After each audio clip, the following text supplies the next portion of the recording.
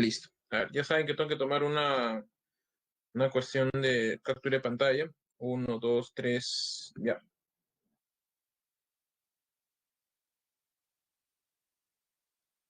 A ver, un ratito. Ya, listo. Bien, jóvenes. Vamos a empezar la clase.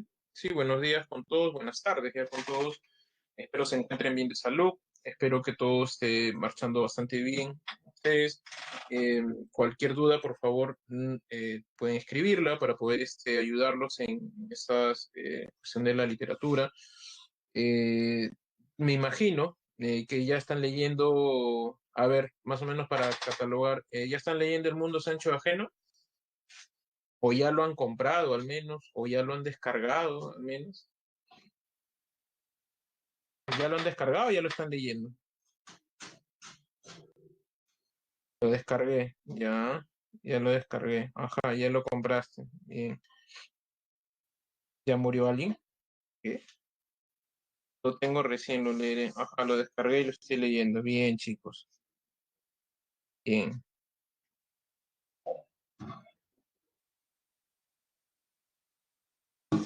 Bien, jóvenes, está bien, porque recuerden que miren, ya estamos en la semana 5 ya. De acá a unas 4 semanas, 3 semanas más y se acaba el ciclo, o sea, de diferentes temas, ¿no? De ahí ya vamos a pasar a partir de la semana 9 a 10, casi más o menos en la 10, a hablar solo de Ciro Alegría, y luego La Ciudad de los Perros, semana 15 para adelante, ¿no? Entonces, se va a volver muy, o sea, se va a concentrar mucho en esos aspectos, ¿no? Si no se hace bien ello, ¿no? Si no se lee, no van a poder ustedes despejar sus dudas, porque todos los temas van a girar en torno a esos libros, ¿sí? Susetti, el examen es solo hasta la semana 4. Eso sí no sabría decirte. Ustedes, chicos, ¿qué es lo que saben? No quiero meter la pata porque de eso sí no, no sabría yo decirles, ¿no? Sí, hasta la semana 4. Gracias, señora Amelia, gracias. Sí, hasta la semana 4. Ahí está la respuesta, Susetti. Bien, vamos a empezar entonces la clase, ¿sí? Ya la semana pasada hemos visto, ¿no? Todas estas cuestiones del origen de la literatura española, desde el poema de Miochi, por ejemplo, hasta, nos quedamos hasta Lazarillo de Tormes, perdón, sí, del poema de Miochi comentamos algunas cosas, nos centramos exclusivamente en Jorge Manrique, ¿no? Luego pasamos a ver esto del siglo de oro, ¿no? Entramos a la novela renacentista, donde observamos, pues, estos aspectos de los diferentes tipos de novelas que habían, como la novela de caballerías, ¿no? Para los que les interese, ¿no? Porque sé que hay alumnos y alumnas que les gusta la lectura, ¿no? Esas me piden recomendaciones, ¿no? Quieren indagar un poco más, de repente no lo lean ahora, pues pueden leerlo después, ¿no? Novela de caballerías, creo que lo mencioné la vez pasada, ¿no? El Amadís de Gaula, pueden chequearlo, creo que está para descargar también, libro clásico. En novela pastoril, yo les recomiendo muchísimo, en verdad, les recomiendo mucho La Galatea, ¿no? De Cervantes, ¿no? Para mí es sinceramente, de las mejores novelas que he leído el año pasado, es La Galatea, ¿no? Me parece una excelente novela de Cervantes, ¿no? Eh, es impresionante. Sinceramente, más que el Quijote, o sea, me quedo con La Galatea, ¿no? Eh, y bueno, después en las novelas eh, místicas, ¿no? La novela bizantina también me pareció interesante los trabajos de Persiles y Segismunda, del mismo Cervantes también, pero también está Daphne y Chloe, por ejemplo, ¿no? También. Y bueno, esos son más o menos los tipos de novelas, ¿no? El caso de la novela picaresca que la vimos con el Lazarillo de Tormes, y también otra novela que recomiendo es El Guzmán de Alfarache, ¿no? De Mateo Alemán, ¿no? También más o menos para que vean cómo toma estas cuestiones dadas como características autobiográficas, ¿no? Etcétera, ¿no? ¿Qué más? Em, y bueno, el otro aspecto también que vimos es no, nos quedamos ahí, ¿no? En el siglo de oro, ¿no? Siglo de oro, Renacimiento, ¿no? Ahora vamos a ver nuestro temario, ¿sí? Lo que vamos a realizar, ahí está el teatro barroco, las características, la vida de sueño, ¿no? El romanticismo español, ¿no? Y Becker y las rimas y leyendas, ¿no? Me avisan, por favor, si la señal se va, ¿ya? Saben que a veces puede fallar, ¿sí? Bien, vamos a ver. A ver, la vez pasada mencionamos todo lo que es la Edad Media y los orígenes de la literatura española, ¿no? Eh, lo que yo trato de hacer es explicarle a ustedes los procesos, ¿no? En la cual se desarrolla la literatura, ¿no? Porque a veces, no sé, a veces solo aprender de memoria algunas cosas, ¿no? Ah, la obra aparece en tal, ¿no? A veces puede ser un poco, puede generar dificultad, ¿no? Yo creo que sobre todo es mejor aprender, ¿no? Cómo se producen las situaciones, ¿no? Y que de alguna manera se inserta, ¿no? El texto dentro de esos aspectos, ¿no?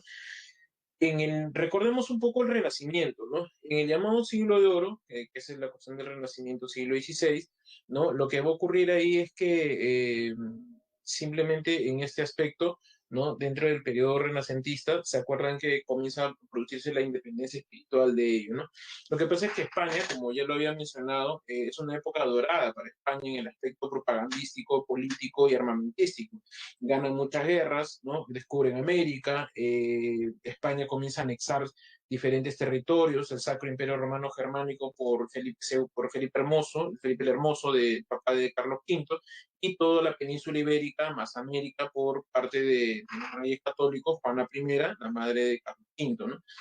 Momento España es imperial, ¿no? Aquí también dentro de España se coloca la Iglesia Católica, es decir, la Iglesia Católica comienza a tener mucho poder dentro de ello, ¿no? Y comienza a tener pues todo un desenvolvimiento, ¿no? De poder en esos aspectos, ¿no? Eh, y bueno, con ello va a comenzar a ocurrir, ¿no? De que en este desarrollo de la iglesia y el poder va a ser de que España también se vuelva un lugar muy conservador en ese aspecto, ¿no? Hay mucha corrupción en la iglesia católica, ¿no? El poder imperial de alguna manera tapa, ¿no? Toda esta crisis social y económica que se viene agudizando desde el siglo XIV y XIII, ¿no? Con la expulsión de los moros poco a poco, ¿no? Y esta crisis económica se termina agudizando cuando entramos al siglo XVII. ¿No? El periodo barroco, ¿no? Es un periodo en la que, de alguna manera, el poder español se ha resquebrajado, ¿no? Pero se trata todavía de sostener, ¿no? La Iglesia Católica en España, ¿no? Sufre uno de sus golpes, ¿no? Fuertes en contra de ella, que viene a ser la Reforma Católica, la Reforma Protestante.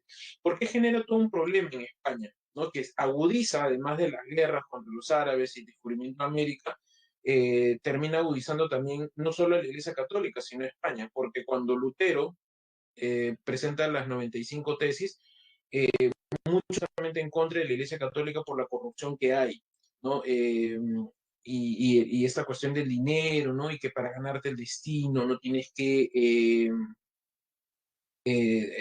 dar dinero al Papa, ¿no? En fin, ¿no? Comprar tu salvación y cosas así. Lo que va a ocurrir es que cuando Lutero pone las 95 tesis, en el Sacro Imperio Romano Germánico, que estaba anexado a España, comienza a desatarse guerras de religiones, ¿no? Los príncipes austrohúngaros, ¿no? Comienzan a tener guerra. Entre ellos, ¿no? Se levantan, apoyan a Lutero, otros apoyan a la Iglesia Católica, ¿no? Y al final la reforma católica fue algo subversivo, ¿no? Para el pensamiento medieval que todavía existía, ¿no? Pese a que estamos en la época moderna. Termina dándole un golpe duro a la Iglesia Católica, ¿no? Porque ahí se produce justamente el cisma de Occidente de las iglesias católicas, ¿no? O sea, la Iglesia Católica por un lado y aparece la Iglesia Ortodoxa, ¿no? La Iglesia Protestante, la Iglesia Anglicana, la Iglesia Calvinista, ¿no? La Iglesia pierde su poder. Realmente la Reforma Católica fue algo subversivo para el poder católico, y recuerden que el catolicismo estaba apoyado con el Imperio Español, ¿no? Entonces también es un golpe al imperialismo de España. Con la guerra de religiones que se desatan, hay muchas sublevaciones dentro del Sacro Imperio Romano Germánico y algunos se van también saliendo, ¿no? Y España comienza a desmembrarse en esos aspectos, ¿no? Eh, en, en ello, ¿no? Cuando la Iglesia Católica intenta hacer frente a la Reforma Católica, comienza a plantear, ¿no? La contrarreforma católica, que justamente España apoya esa contrarreforma católica, ¿no? La vida de sueño, por ejemplo, es una obra contrarreformista, ¿Por qué? Lo que pasa es que con la Reforma Católica hay un cuestionamiento a Dios, ¿no? El ser humano por primera vez era libre, ¿no? Porque recuerden que en la Edad Media existía la predestinación, la idea de que el ser humano, su destino lo ha hecho Dios, ¿no? Y que su vida estaba consagrada a ganarse el paraíso. Su vida no estaba para ser libre, e independiente, sino estaba justamente hecha para Dios, ¿no? Por ejemplo, ¿no? Eh, y por lo tanto, ¿no? La vida pues no vale nada para ellos, ¿no? Incluso yo les comenté, ¿no? Que los conquistadores españoles, por ejemplo, simplemente lo que ocurría, los que vinieron acá tenían un pensamiento medieval. O sea que estábamos en pleno renacimiento, los que vinieron aquí tenían un pensamiento medievalista porque ellos concebían de que tenían que ganarse el paraíso. ¿No? Muchas de las cosas que hicieron acá, como la extirpación de idolatrías, era para ganarse el paraíso, por ejemplo, ¿no? Y ahora, eso de la predestinación no solamente viene de la Edad Media, sino que viene incluso de la época grecolatina, los griegos, ¿no? El destino que ni siquiera los dioses podían hacer algo contra ese destino que se tenía que cumplir, por ejemplo. Y también que los dioses jugaban con los seres humanos, por ejemplo, también esa idea. Y eso viene desde antes, los egipcios, ¿no? Etcétera, ¿no? Entonces, el ser humano siempre estaba atrapado a una idea suprema, ¿no? O sea, no había más de ello, ¿no? Y lo que va a ocurrir es que ahora, ¿no? El ser humano es libre, ¿no? Es libre y de alguna manera se pone al mismo nivel de Dios en ese aspecto, ¿no? Porque ahora él hace su destino, ¿no? Ya no está predestinado. Recuerden que los reyes comienzan a ser absolutistas, ¿no? Y estos reyes absolutistas se creen representantes de Dios en la tierra. Entonces, si aquí comienzas a cuestionar a Dios y el otro se cree Dios en la tierra, si cuestionas al Dios omnisciente, también puedes cuestionar a este Dios terrestre, pues, ¿no? Por eso la Iglesia Católica, por eso el poder imperial español comienza a tratar de apoyar la contrarreforma católica porque el pueblo, la gente, ya no tiene miedo a Dios, ¿no? Por lo tanto, tampoco tiene miedo a los reyes. Por eso, en las obras se puede entender, ¿no? Como, y creo que ya lo he mencionado varias veces, cómo estas obras representan un poco la crisis social y política que está existiendo en el momento, ¿no? Como va a ocurrir, como lo vamos a ver en La vida de sueño. De pronto el rey que era magnánimo, ¿no? O sea, en antiguos tiempos, ahora es derrocado por el pueblo, por ejemplo, ¿no? O como en Fuenteovejuna, cuando el pueblo mata al comendador Fernán Gómez, los reyes católicos tienen que ir al pueblo de Fuenteovejuna y sienten desestabilización. Incluso se menciona que en esa obra los reyes católicos nunca salían del palacio e ir a un pueblito, ¿no? Y los han hecho salir porque la afrenta que han hecho el pueblo simplemente ha desestabilizado y tienen miedo a ser derrocados, ¿no? Porque esa imagen justamente de los reyes como omnipotentes se ha caído. O incluso logran no solo derrotarlos o desestabilizar el gobierno, sino que también pueden matarlos, como en Hamlet, ¿no? Han asesinado al rey Hamlet, por ejemplo, ¿no? Entonces, ahí se muestra toda esa crisis que hay, ¿no? Y mucha gente por esa crisis también termina huyendo del lugar, ¿no? Esa crisis de valores, crisis del pensamiento, como se puede ver en las soledades de Góngora, ¿no? El joven naufragante de las soledades, ¿no? Es un joven que ha salido de la ciudad porque siente mucha inestabilidad del lugar. Y su mundo es inestable en esa navegación que termina encallando, por ejemplo, en la isla, en los campos, en los ríos, ¿no? Etcétera, ¿no? Bien, entonces eso va a ocurrir en el periodo español, ¿no?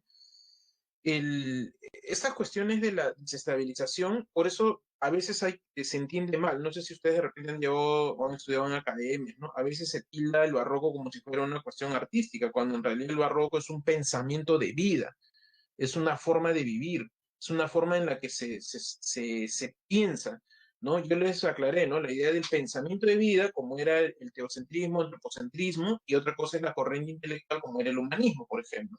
El barroco es un pensamiento de vida, es una forma de afrontar la vida. ¿Cuál era esa forma de afrontar la vida? Es sentir eso de afrentar, ¿no? Las ideas religiosas, ¿no? La contrarreforma católica, el miedo que tienen los reyes es tratar de que el pueblo ya no, el pueblo está afrentándolos, está desestabilizándolos, ¿no? Y eso se puede ver, por ejemplo, en el Quijote también, ¿no? con la emergencia de lo popular, ¿no? O sea, el pueblo ahora está presente en las obras, que ya antes no estaban, no estaban. O a ver si tengo una obra donde el pueblo está, o sea, el pueblo literalmente, no gente burgueses, cortesanos, por ejemplo. Los protagonistas de la Ilíada, ¿quiénes son? ¿El pueblo? Son reyes. El pueblo no habla. Los que hablan son los reyes, por ejemplo, ¿no? Eh, en el caso de la Divina Comedia, ¿el pueblo es el protagonista? No, el pueblo no tiene nombre, está ahí, ¿no? Están siendo castigados, ¿no? ¿No? Y así, ¿no? Podemos seguir revisando, ¿no? En cambio, en el Quijote, por ejemplo, sí encontramos que el pueblo está presente, ¿no? Sancho, protagonista, ¿no? Quijote se está encontrando con mucha gente del pueblo y estos tienen voz, por ejemplo, ¿no? Es una emergencia de lo popular y eso comienza a desestabilizar todo el orden imperial que hay, ¿no? Sienten que el pueblo los puede derrotar en un momento determinado. Por eso el Imperio Español apoya la contrarreforma católica, ¿no? Para dejar de lado todas estas ideas y hay ese temor a Dios, pero hay algo que ellos terminan acentuando, que es la idea la idea del libre albedrío, la idea del destino. Ya no hay predestinación, ya. Eres libre, ¿no? Eres libre ante ello, ¿no? Sin embargo, hay lo que va a comenzar a ocurrir en ese momento es que la gente tiene un vacío religioso, ¿no? Este vacío religioso va a provocar de que el ser humano se sienta alejado, solo, desamparado, ¿no? Porque antes tú podías hacer algo y tú decías, Dios así lo quiso, pues, ¿no? Pero ahora tú matas a alguien que le has echado la culpa a Dios y Dios te ha dejado libre para que tú hagas tus cosas, por ejemplo, ¿no? Y además siempre hay esta idea, ¿no? Como se puede ver en Los Hermanos Karamazov de Dostoyevsky, ¿no? Si Dios no está, no es que todo está permitido, en realidad hay un miedo, porque siempre el ser humano busca transgredir la autoridad, pero cuando no hay nadie, no lo haces, por ejemplo, ¿no? Entonces, al no estar Dios, no sabes qué hacer, estás en incertidumbre, estás en la nada, pocas palabras, ¿no? Como dirían los existencialistas, ¿no? Y bueno, eso es lo que va a ocurrir durante todo este periodo, ¿no? El vacío religioso, la crisis religiosa que comienza a afrontar hace de que todo sea inestable, ¿no? El ser humano ya no tiene miedo a Dios, ya no cree en Dios, o sea, no es que no creen en Dios, no son ateos, sino ya no creen en el poder, en el miedo, ¿no? Dios ya no está a su costado, ahora eres libre, ¿no? Siente que el mundo se mueve, que es inestable, ¿no? En ese aspecto, ¿no? Ya no hay nada perenne. Los medievalistas habían puesto de que todo era eterno, ¿no? Todo, nada se movía, que Dios había hecho el mundo así, que eso nunca iba a acabar, ¿no? Que la Tierra era el centro del mundo, el centro del universo, ¿no? Y de pronto se enteran de que la Tierra se mueve, ¿no? Y ustedes imagínense, ¿no? O sea, tú crees durante 1000 años que eso realmente es, y de pronto te dicen, no, eso es mentira. Y todo lo que tú estás creyendo se termina cayendo, ¿no? O sea, imagínense, no, Dios había creado a África, Europa, Asia, y de pronto hay un continente más, ¿no? Que Dios no dice que había creado solo a ellos. La idea del mar, ¿no? Que había una catarata donde había monstruos y ahí se acababa el mundo, y de pronto descubren que la Tierra es redonda, ¿no? Entonces, es simplemente tratar de, o sea, entran todo en una, que todo se le viene de un momento a otro, ¿no? El libre albedrío, los descubrimientos geográficos, astronómicos, la emergencia de lo popular, ¿no? Todo eso propicia de que el pensamiento barroco sea un pensamiento inestable, ¿no? Que una de sus características centrales sea el movimiento, ¿no? Todo se mueve, ¿no? Como diría Galileo, pero se mueve, ¿no? Sienten de que el piso que ellos caminan, ¿no? Es inestable porque se mueve, ¿no? Ya no crees en las cosas que te han dicho. ¿Cómo puedes creer ahora, no sé, en ese tiempo, ¿no? ¿Cómo creer en que esta teoría helocéntrica es cierta si lo otro que has creído durante 1000 años también lo creas por cierto? De repente lo que ahora crees tal vez no sea verdad, ¿no? Entonces ya comienzas a dudar, ¿no? Comienzas a cuestionar todo ello, ¿no? Y esa otra característica, ¿no? La idea del ser parecer. La gente aparenta ser lo que no es, ¿no? Oculta su verdadero rostro, por ejemplo, ¿no? La idea de la ficción y la verdad, ¿no? También están mezcladas, la vida y el sueño, ¿no? Se aparentan. Como todo la Tierra, como todo se está moviendo, ¿no? Si la Tierra se mueve es porque están pasando las horas, están pasando los días pasan más rápido, los meses, los años, ¿no? Y tu vida está pasando y sientes que tu vida está pasando rápidamente, ¿no? Hay una fugacidad de la vida, una fugacidad del tiempo, ¿no? El ser humano siente que ha nacido para morir, ¿no? Siente de que el tiempo está pasando muy rápido, ¿no? Y de pronto ya están ancianos, ¿no? Y encima hay guerras, hay pestes, ¿no? La gente está muriendo rápidamente, ¿no? Sienten que la vida se les va a acabar, se sienten un cadáver en putrefacción, ¿no? Los seres humanos del barroco, ¿no? Y además creen que para poder superar la muerte hay que buscar la trascendencia, ¿no? ¿No? Porque eres un ser finito, pero si buscas la trascendencia, ¿no? De alguna manera tu nombre va a quedar y vas a poder superar a la muerte, ¿no? Por ejemplo, ¿no? Es un cambio de paradigma, ¿no? Porque los griegos, por ejemplo, dice que le tenían envidia a los inmortales, que eran los dioses, ¿no? Porque ellos nunca morían y la gente siempre los recordaba, ¿no? La única manera de poder superar a los dioses, a los inmortales, porque el ser humano es finito y la gente lo olvida, es justamente mediante las aventuras, para que así tu nombre se quede inmortal como los dioses inmortales, ¿no? En este caso, se busca la trascendencia porque somos seres finitos, ¿no? Y la única manera para que no se nos olvide ante la muerte acechante es trascender. Eso es el pensamiento roco, que comienza a extenderse a otros países como Francia con el nombre de Rococó. No sé si hay alguna consulta o pregunta.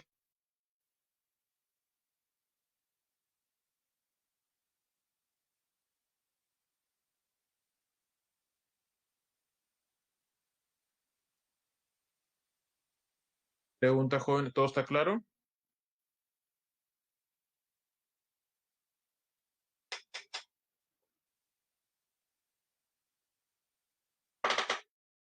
Ok,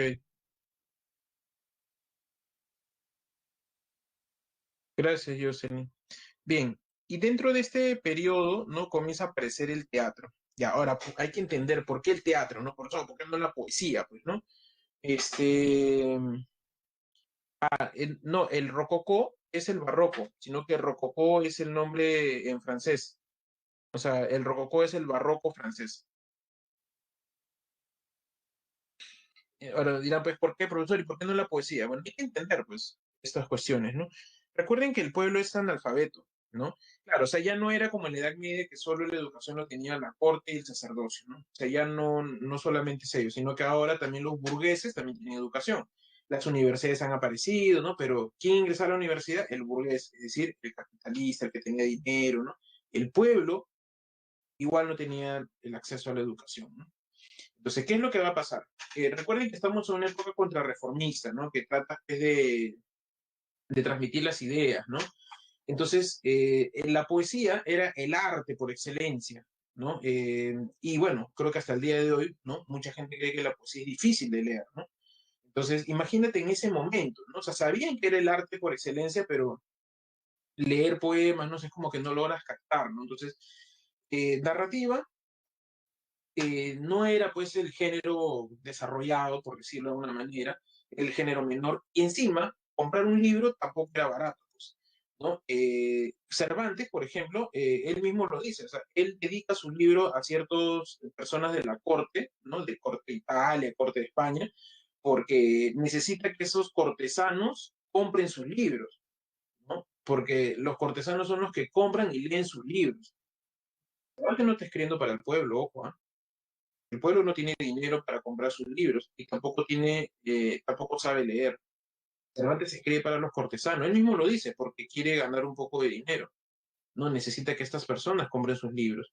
Entonces, entonces, ni la poesía, porque es un género que no se puede transmitir bien las cosas y el pueblo no lo va a captar porque no va a saber entender bien las ideas que se quieren transmitir a través de la contrarreforma católica y traer una estabilidad, entre comillas, ¿no? La narrativa es un género menor y solo está orientado justamente a la gente que tiene el acceso de poder comprar los libros. Entonces, ¿cómo haces para poder transmitir esas ideas? Fácil. Llevas el teatro itinerante, ¿no? Que ahora no lo sé, pero por lo menos hasta la generación del 27 todavía se hacía. Llevas el teatro a los pueblos y escenificas escenas, ¿no? Pones en el escenario, ¿no? Varias escenas en la cual donde comienzas a representar acciones, ideas, ¿no? Etcétera. Y bueno, y comienzas a transmitir las ideas a partir de eso, ¿no? Para ello, se hacen dos tipos de teatro, ¿no? El teatro popular, el teatro itinerante, el que iba a un pueblo, como pueden ver ahí en la imagen, el llamado teatro de corral, se significaban y se comenzaban a tocar temas nacionales, temas conocidos, ¿no? Se trataba de transmitir ciertos valores, ¿no? Y era un teatro popular en esos aspectos, ¿no? Y también, para que llegue más rápido la gente, hay el otro teatro, el teatro cortesano. Se llama cortesano porque se trata de transmitir las ideas a la corte del rey, ¿no? Y también el teatro cortesano se representaba en los atrios o patios de las iglesias. ¿Y por qué? Lo que pasa es que recuerda, el poder imperial de España está coludido con la iglesia católica. Entonces van de la mano. Por eso el teatro cortesano es elitista, ¿no? Estaba lleno de filosofía, ¿no? Para transmitir estas ideas, ¿no? Ahora, no es que el pueblo no podía entender ello. Lo que pasa es que, por ejemplo, yo cuando leí La vida del sueño tenía 18 años más o menos. Me gustó, sí, pero yo creo que no, o sea, no capté todas las ideas que debía, ¿no? Lo volví a leer en la universidad, por un curso, y ya con lecturas y todo eso comprendí más, ¿no? Lo leí hace unos años, 4 o 5 años atrás, y vi muchas cosas más, ¿no? O sea, ¿qué quiere decir esto? Que el texto está cargado de ideas, de filosofía, ¿no? Si el pueblo no tiene educación, no va a captar esas ideas. Es en vano que le enseñes ello porque no va a poder tomar las ideas que tú quieres transmitirlo. Va a captar la historia, pero no en sí las ideas, ¿no? Entonces mejor transmites mediante teatro popular, ¿no? Historias afianzas la idea nacional del país, ¿no? Etcétera. Mientras que el teatro cortesano es reflexivo, filosófico, alegórico. Recordemos que la alegoría es la representación de cuestiones abstractas en cuestiones concretas. ¿No? Los dramaturgos, ¿no? Del teatro cortesano eran personas estudiadas, hacían una perfección formal de ello, ¿no? Y había mucho lirismo, mucha poesía dentro de su lenguaje muy poético de este teatro cortesano, ¿no? Ambos teatros, como el popular y el cortesano, van a tener mezcla de lo trágico y lo cómico, ¿no? Uso de las métricas en ambos, se hacía teatro en verso, como en la antigüedad, ¿no? Tradición española, como el caso de Lope de Vega, por ejemplo, las leyendas nacionales, y también se tomaba temas de la mitología. ¿Y por qué? Lo que pasa es que abordar la mitología era ser culto era tocar estos temas, ¿no? Y de alguna manera, ¿no?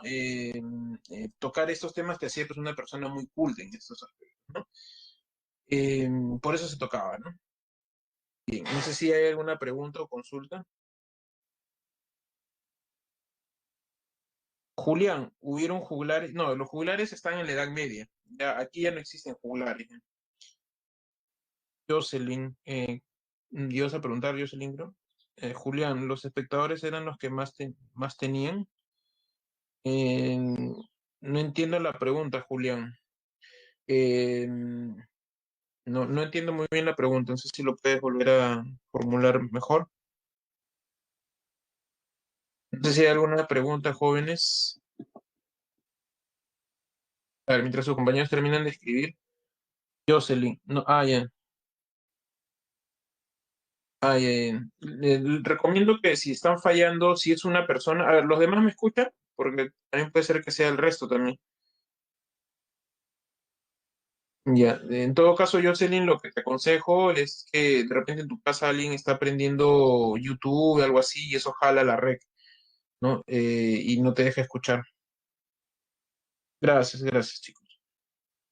Bien, vamos a ver a Calderón de la Barca con obras La vida de sueño. Como verán ahí, la vida de sueño es en la portada original, ¿ah? La vida de sueño es una comedia, ¿sí?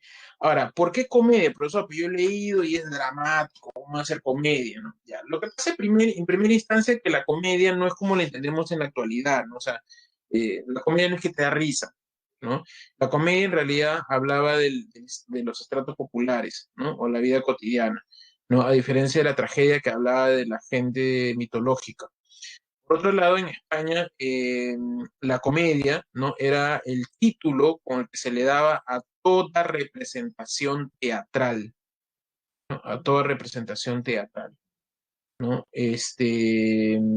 Y, o sea, ahí no había una diferenciación en que, voy a ver una tragedia, una comedia. No, comedia le decías a lo que se conocía como teatro, ¿no? Lo que sí era diferenciado era el autosacramental, porque eso sí era de corte religioso. Después, lo demás se le conocía como comedia en ese aspecto, ¿no? Los entremeses son pequeñas escenas intercaladas en algunas escenas, ¿no? No es una especie literaria de por sí. Bien. Julián, gente, aseguren su conexión en el día del examen. Ya. Ajá, el bufón, correcto. Bien, ¿por qué se los digo? Porque aquí, por ejemplo, hay que corregir, ¿no? Algunas cosas. Lo que pasa es que siempre se aclara, ¿no? Por ejemplo, la vida de sueño es una comedia, ¿no? Es una comedia, pero que como desarrolla algo, ¿no? Un drama filosófico, es una comedia que desarrolla un drama filosófico. Igual ocurre con El Cid de las Niñas. El Cid de las Niñas es una comedia que desarrolla un drama costumbrista. Con eso hacemos la diferenciación, ¿sí? Por favor, pero la vida de sueño es una comedia que desarrolla un drama filosófico, ¿sí? Bien. Rodrigo, la comedia era todo lo que se le llamaba teatro, ¿sí? Excepto los autosacramentales.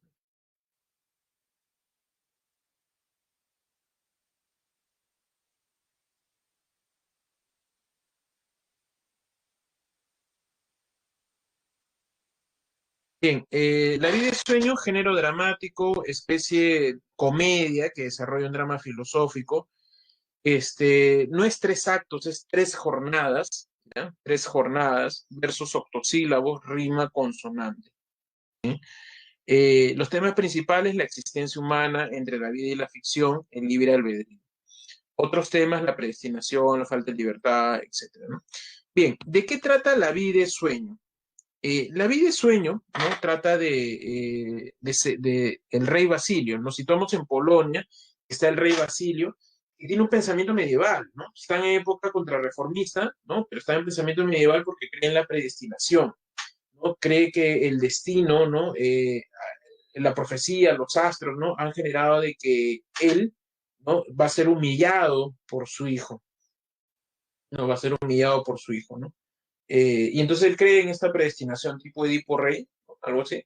Lo que él no sabe es que ya está en época moderna y ya no debe creer en esas cosas. Pero bueno, lo que va a ocurrir es simple, ¿no? Él va a encerrar a su hijo para que esto no ocurra, ¿no? Para evitar el destino, según él, ¿no? La obra recién va a empezar cuando Rosaura, ¿no? Rosaura, movimiento, ¿eh? Llega hacia Polonia. Llega en la noche, sinónimo de crisis, ¿no? Llega en la noche porque la han deshonrado, ¿no? Lo que pasa es que a ella la han pedido de novia, la llamada promesa de los esponsales, ¿no? En la que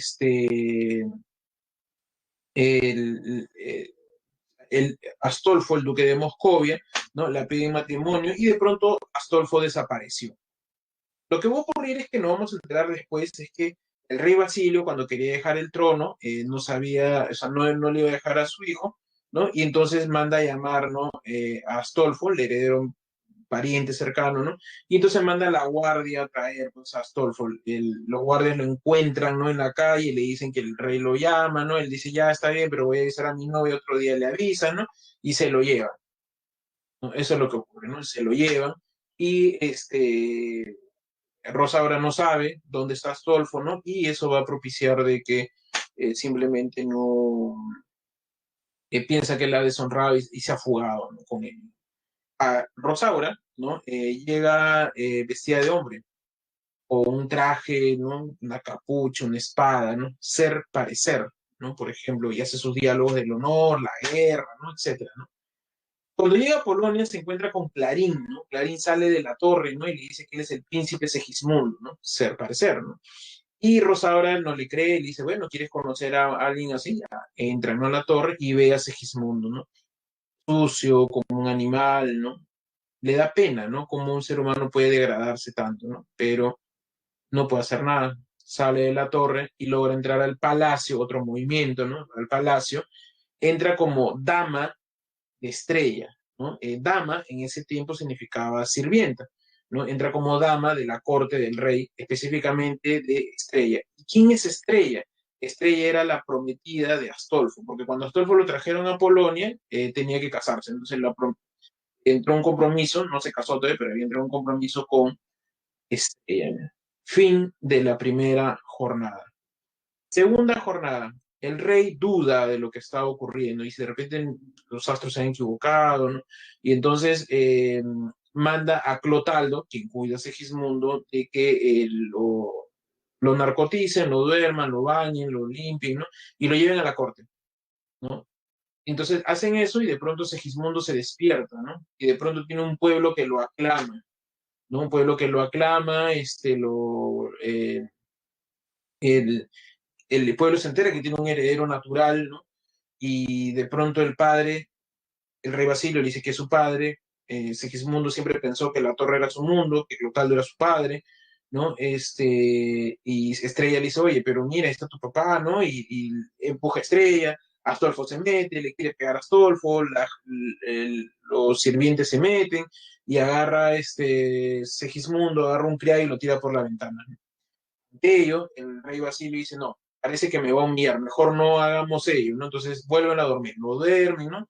Y se lo llevan a la torre y en la torre Segismundo despierta, ¿no? No sabe lo que ha pasado, qué extraño sueño, dice, ¿no? Lo que ha ocurrido, cuál es la realidad, ¿no? ¿Esta la que vivo o la que soñé? De pronto se da cuenta que está con la ropa del sueño. Él dice, no entiendo lo que ocurre, o sea, lo otro era la vida y esto es un sueño, entonces quiero despertar. O esto es un sueño, ¿no? O esta es la realidad y el otro es un sueño, entonces quiero dormir, ¿no? Para ver ello, ¿no? Entonces, y entonces comienza el famoso monólogo de Segismundo, ¿no? ¿Qué es la vida, una ilusión? ¿Qué es la vida, ¿no? Etcétera, ¿no? Comienza todo ese proceso, ¿no? De reflexión, ¿no? Y de tener su libre albedrío en esos aspectos, ¿no? Por ejemplo, ¿no? Y con ello termina la segunda jornada, ¿no? Tercera jornada. El pueblo, al enterarse que tiene un príncipe heredero, ¿no? Ahora ya no quiere, ¿no? A Astolfo, pues, quiere a Segismundo, ¿no? Su príncipe natural, ¿no? Y entonces el pueblo se subleva, ¿no? Entra en insurgencia, ¿no? Y termina derrocando, ¿no? Primero van a la torre, liberan a Segismundo, van hacia al castillo, ¿no? Y termina a la corte, y terminan derrotando al rey, hacen que renuncie, abdique, ¿no? Ante él, ¿no? Y ante el pueblo, y el pueblo trae a Segismundo para que humille a su padre, para que se pueda vengar de lo que está haciendo, ¿no? De lo que ha hecho por él, ¿no? Entonces, le dice, pues, que simplemente no. Segismundo dice, no, no voy a hacer eso, ¿no? No voy a humillar a mi padre porque si no estaría cumpliendo la profecía que él tanto teme y lo que ya tenemos es nuestro libre albedrío, ¿no? Y entonces le da el perdón a su padre, ¿no? En una hoja, así rápidamente, ¿no? Cuando Segismundo va a ser rey, no que es rey, va a ser rey, ¿no? Rosaura le pide a Segismundo que por favor, ¿no? Le restauren la honra, ¿no? Entonces ordena que Astolfo se case con Rosaura. Y Estrella, que para que no quede deshonrada, se va a casar con su primo Segismundo, ¿no? Y también nos enteramos que Rosaura es hija de Clotaldo. Así rápido nomás nos dicen, ¿no? Bien. ¿Alguna consulta, pregunta, jóvenes?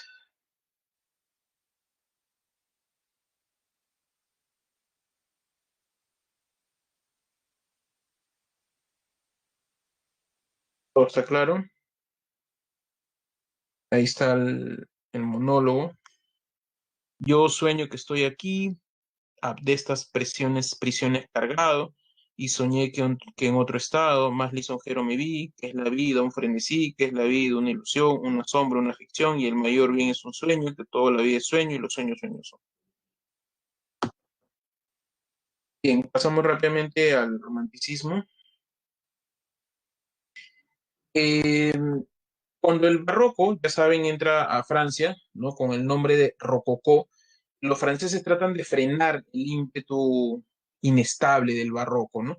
Entonces lo que van a hacer es frenar ello, tratando de buscar en los grecolatinos el equilibrio, el justo medio, ¿no? La racionalidad, ¿no? Eh, y ante eso, ¿no? Van a imponer ciertas cuestiones, ¿no? La literatura sirve para reformar la sociedad en esos aspectos, ¿no? Y o sea, la literatura debe cumplir ciertas cuestiones. Enseñar debe ser pedagógica, debe ser parecerse a la realidad para que la gente pueda identificarse, ¿no? Es decir, debe ser verosímil, debe buscar una moral, ¿no? La literatura también debe respetar las unidades clásicas justamente para conseguir esa verosimilitud, esa moral, por ejemplo, ¿no? Sus personajes deben ser racionales, ¿no? Pero todo eso cansa, pues, ¿no? Como ya lo hemos explicado, ¿ya? ¿No? Entonces, cuando surge el romanticismo en Alemania, luego se va a Italia, ¿no? Inglaterra, perdón, Alemania, Inglaterra, Francia, ¿no? También llega a España, pero llega tardíamente el romanticismo a España, ¿no? Con Becker, ¿no? Ya en Europa se estaba viviendo el realismo y España recién estaba viviendo el romanticismo, ¿no? Algunas características que ya hemos visto, ¿no? El idealismo, ¿no? Idealizar las cosas, las acciones, la gente, ¿no? Quitarle todas estas cuestiones de la realidad, ¿no? Eh, la idea de la libertad, ¿no? Libertad creadora, la libertad de la imaginación, ¿no? El culto al yo, la egolatría, el personalismo, ¿no? Tienes que creerte, ¿no? Lo suficiente para poder superar a los clásicos, porque recuerden que ellos siempre concebían, los clasicistas, la idea de imitar, ¿no? Entonces acá hay que llenarse de ego para superar a los clásicos, ¿no? Ahora, ¿qué es lo que va a ocurrir en España? Lo que va a ocurrir es que toda la crisis que hay dentro del siglo XVII, crisis económica, crisis de poder, hay muchas guerras, la reforma católica, contrarreforma, ¿no? Y encima, ¿no? Uno de los Austrias menores, Carlos III, no tiene hijos, no hay descendencia. Carlos el hechizado, Carlos el enfermizo, ¿no? Y eso va a ocasionar de que simplemente haya una crisis, unas luchas intestinas de ello, y va a ocasionar de que simplemente haya toda una guerra de sucesión española, ¿no? Esta guerra de sucesión lo que va a ocasionar es que haya se trata de buscar un nuevo heredero, ¿no? Y lo van a conseguir en Francia, ¿no? Llamado Felipe Anjou o Felipe V o Felipe de Borbón. Es ahí donde entran a reinar la casa de los Borbones, ¿no? Al entrar los Borbones a gobernar España, ¿no? A reinar España, Felipe V, que tenía toda una educación francesa racionalista, ¿no? Entra a gobernar y a francesa España, la educación, las reformas administrativas, la economía, ¿no? La literatura, etcétera, ¿no? Se dan las reformas borbónicas en España por una mejor administración, porque encuentran una España decadente, el poder político se había caído, las colonias estaban mal administradas, había un déficit económico muy fuerte dentro de España. Acá también se dan las reformas borbónicas, recuerden, ¿no? Llegan hasta aquí en la colonia. Entonces, todo eso ocasiona de que España entre en un afrancesamiento y entre en una decadencia, ¿no? De su literatura, porque los españoles, ¿no? Comienzan a imitar a los franceses. En España sí se llama neoclasicismo español, en Francia se llama clasicismo francés. ¿Sí? Entonces ellos comienzan a imitar a los franceses, ¿no? Y encima, cuando se da la Revolución Francesa, ¿no? Y Napoleón invade, ¿no? España, ya entra en un colapso España, ¿no? Totalmente, ¿no? Los invade, pone a José Bonaparte y entra en una decadencia absoluta hasta que cae Napoleón y el pueblo español restaura a Fernando VII, ¿no? El rey restaurado. Eh, y bueno, con ello empieza el llamado romanticismo español, ¿no? Y es ahí donde vamos a encontrar a Becker, ¿no? España, que ya no quiere imitar a los franceses, comienza a mirar hacia su tradición, hacia sus leyendas, ¿no? Se entiende que España está en una decadencia, ¿no? O sea, la gente no conocía su historia, la gente no conocía los valores, ¿no? Entonces comienzan a rescatar leyendas y tradiciones, ¿no? Es ahí donde Becker comienza a hacer sus leyendas, ¿no? Rescata todas estas historias antiguas, legendarias, enigmáticas, ¿no? Rescata todo ello, ¿no? Y publica su libro de leyendas, ¿no? Hay una exaltación del paisaje bastante fuerte. ¿Por qué? Algo muy sencillo, ¿no? Es una deducción, ¿no? O sea, porque, por ejemplo, el romanticismo surge en Alemania. Los románticos alemanes adoraban el paisaje. ¿Por qué? Porque los alemanes, ¿no? Recuerden que se nutren de los griegos y los griegos adoraban la naturaleza. ¿Y por qué? Porque la naturaleza estaba deificada, es decir, la naturaleza era una deidad. La naturaleza estaban las deidades como las ninfas. La naturaleza misma era una diosa y en su naturaleza estaban las ninfas y estaban los sátiros. Y eso es el arte, la comunión del arte, ¿no? Los sátiros tocaban siempre su flauta, ¿no? Y era la cuestión del arte, ¿no? Con las ninfas, ¿no? Entonces, sentían que la naturaleza era una diosa, por eso los griegos le cantaban a la naturaleza. Por eso los alemanes le cantan a la naturaleza, porque sienten que le están cantando a una diosa, ¿no? Por eso los románticos exaltan el paisaje. Y cuando tú lees una leyenda, ¿no? De Becker, no recuerdo ahorita este nombre, hay una de las leyendas donde hay una laguna, ¿no? Donde hay una voz, en medio de la naturaleza, una voz enigmática, esta laguna, ¿no? Que lleva al sujeto, al que está contando, a tirarse a la laguna, a ahogarse, ¿no? Está encantada la naturaleza. Y eso es porque viene de los románticos, desde los griegos, ¿no? Por eso.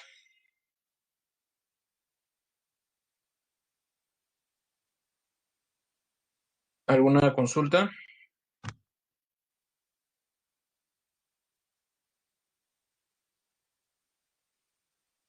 Bien, vamos a terminar con esto. Gustavo Adolfo Bécquer, sus rimas, estilos, son poemas breves, de gran sencillez formal. El tema, el amor idealizado. Ahí están los otros temas. El deseo amoroso, el amor imposible, amor platónico, la aparición súbita del sentimiento amoroso. ¿Saben lo que ocurre? Bécquer era una persona muy conocida dentro de su época. Era el crítico, era el narrador, ¿no?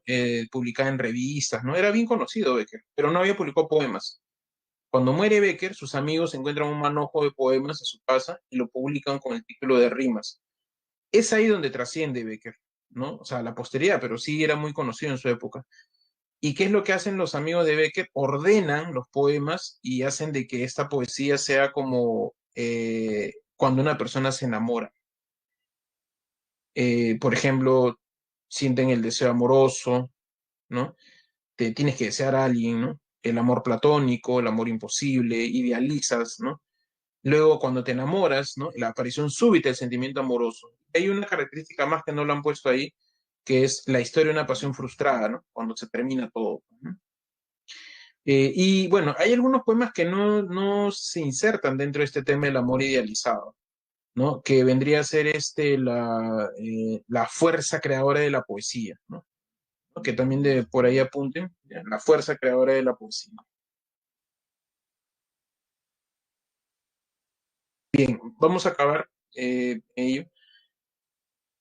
Y por último, las leyendas, ¿sí? En el caso de las leyendas, recuerden, relatos populares que Becker recogió, ¿no? Tienen elementos legendarios de leyendas, ¿no?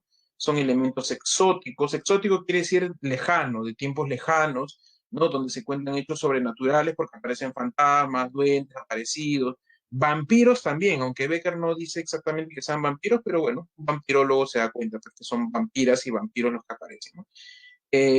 Personajes enigmáticos, hechos misteriosos, ¿no? Aparecen y desaparecen cosas, ¿no? Las estructuras de las leyendas, ¿no? Están, por ejemplo, tienen una introducción donde te informan de lo que está aconteciendo, desarrollo, ¿no? Se narra, ¿no? Ello, y se concluye con la opinión del autor, ¿no? Bien, a ver, respondiendo a las preguntas.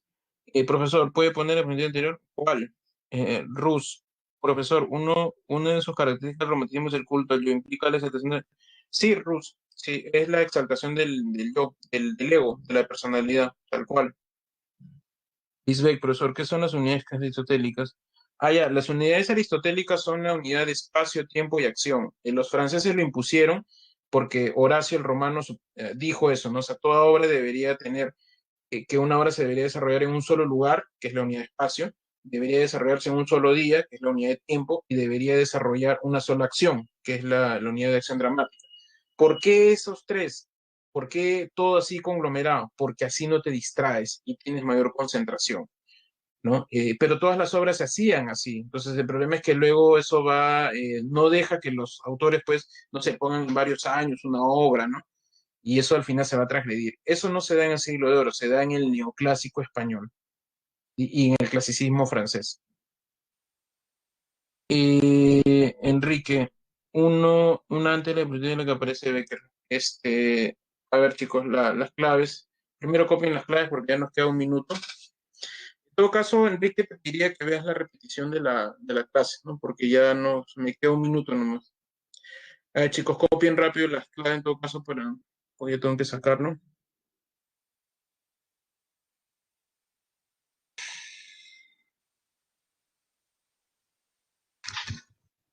Hay tanto por decir, me ganó la hora. Gracias, Alejandro. Sí, disculpa, Enrique. Lo que pasa es que ya me está ganando la hora. Lady. Igualmente, que tengan un buen día, Lady. Gracias, Carlos. Bien, voy a ir sacando la diapositiva. Buen fin de semana para todos, chicos. Muchísimas gracias por asistir. Cuídense mucho, lávense siempre las manos, no se olviden.